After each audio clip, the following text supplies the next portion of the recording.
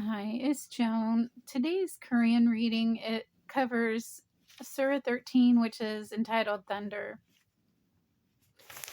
It mostly it covers the majesty of God or how awesome He is, everything that He's done for us. I'm going to read from it's verse 2. Allah, you raised heavens without pillars. You regulate the sun and moon's timing.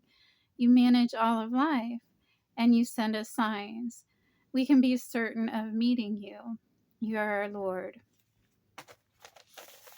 So a little bit about the sun and the moon because it is amazing. One time I was walking down the street, I didn't expect anything. I saw a large sun and moon ahead of me. They were so close. And then I wanted to discuss these facts because how can it be? It was gigantic. The moon, it would take us 3 days traveling at 3,000 miles per hour from the Earth to get there because it's 200,000 plus miles away. And the sun is further than that. It's 93 million miles away. But somehow it looked like they were right beside each other and large, just gigantic. So that was one of the neatest things I've had happen to me. I wished I'd had a camera I could show you, but I don't have any pictures for it. Also, I wanted to mention that there's so much that's complicated that He made. It says that God made it in 6 days, but it probably means in some form of time. But the skies, I remember also when I was a young girl in the 60s in Columbus, Ohio, we heard these loud sounds. They were called sonic booms. When I asked about them, it sounded like we were at war. But what I found out was Port Columbus was near us, and I read online it said that it meant that planes were traveling so fast that they exceeded the speed of sound, but that had to be stopped by, I thought it said the FCC, because the public made how many complaints? Made thousands of complaints about it. It was causing disruption, but it was minor, is what it said, that it can damage the plaster on house or break glass. So anyway, I thought that was interesting.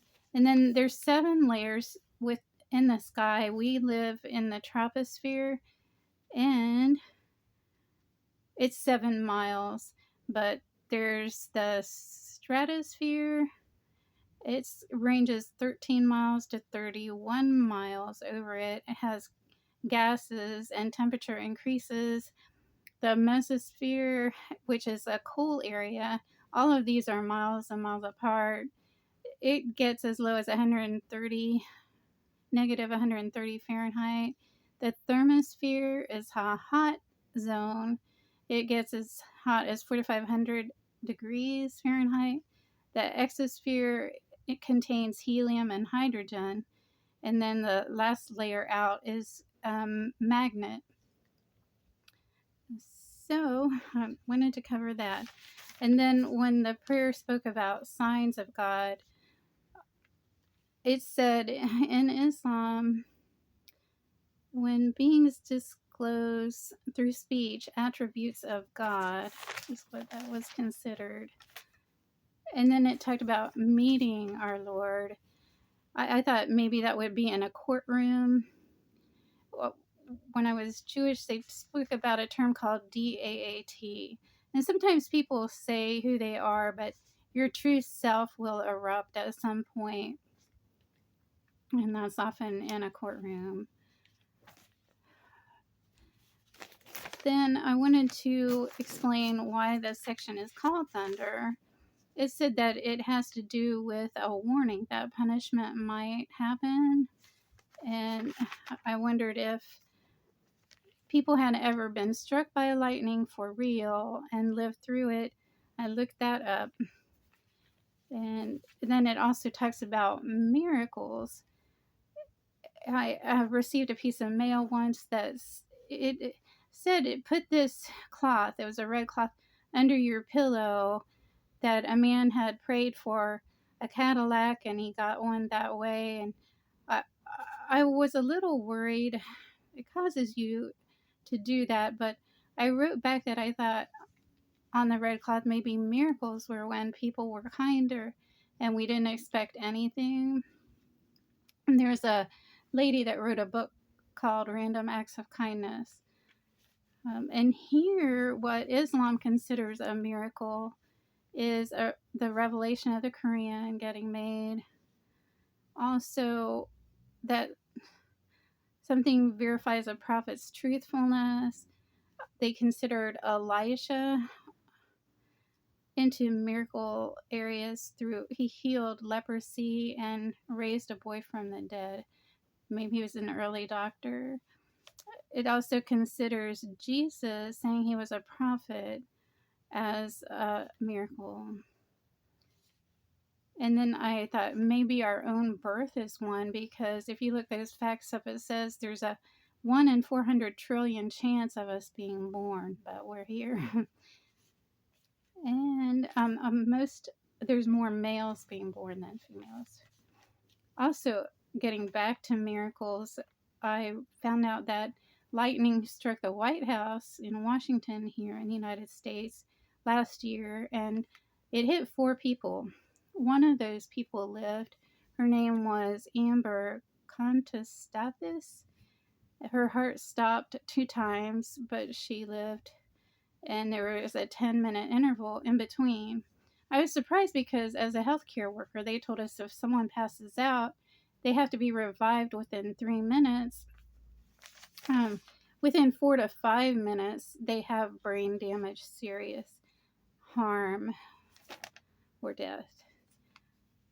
So I'm going to look back over my notes just to make sure I haven't forgotten anything. The first verse, it says that the Quran contains truth, but most people won't believe. And in the third verse, it says that God spread the earth out, placing mountains and rivers, many types of fruit, transitioning of night, and within the earth, gardens, crops, vegetation, terrains, and then taste for us to enjoy all of it.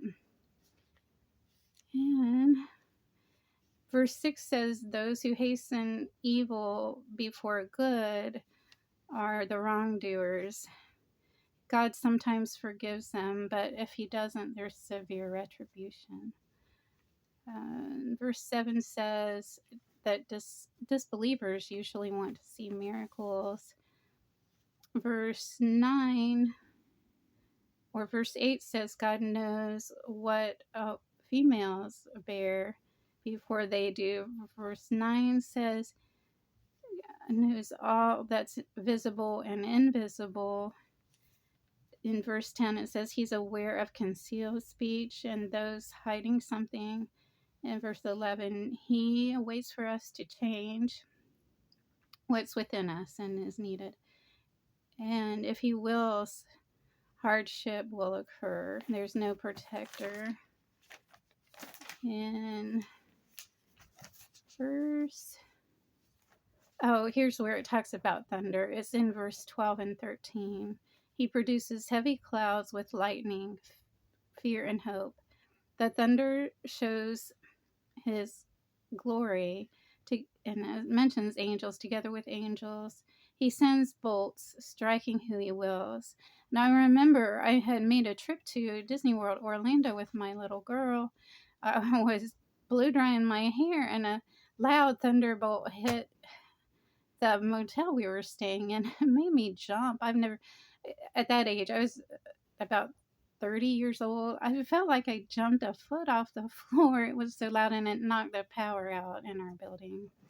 So lightning is kind of neat. And verse 14, it says he calls us to truth. And prayers of unbelievers are in vain. In verse 15, so just end it with this. We bow in awe of what he's made. And in verse 16, Oh, how sometimes they say that we're all created equal, but it's asking, are blind equal to the seeing? And God created all things.